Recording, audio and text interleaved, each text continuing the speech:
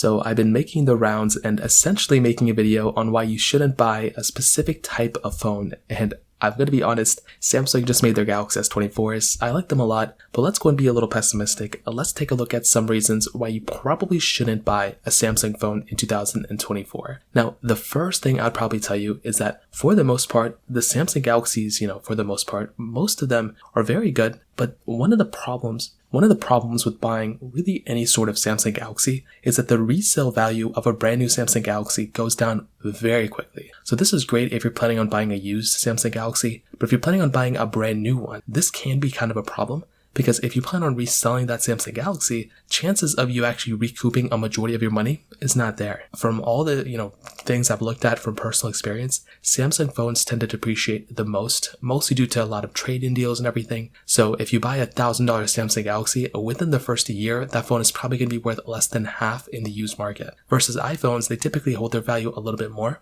By far, that is probably one of the more annoying things when buying a brand new Samsung Galaxy as the owner of one, if you plan on reselling it in the future. Another thing about these phones that may not be the best thing going for them is that sometimes if you do plan on buying a Samsung, the software experience may not be as good as the Android counterparts.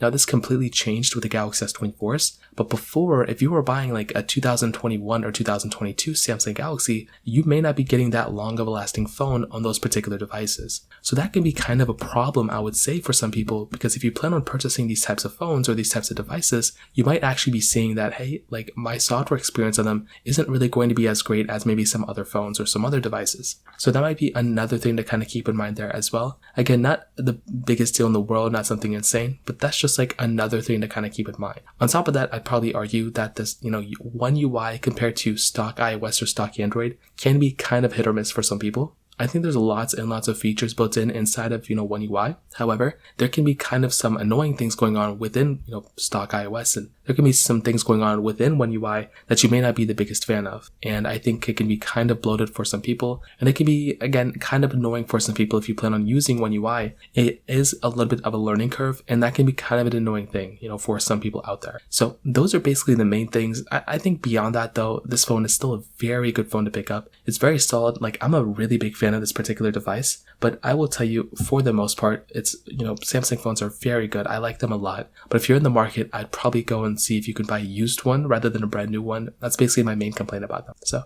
that pretty much covers it up there. If you have any other thoughts or questions, please let me know in the comment section below. Hit the like button, that would mean so much, but definitely hit that subscribe button. More importantly than everything else, I love every single one of you guys. Hopefully I'll catch you guys in the next video. Peace out till then.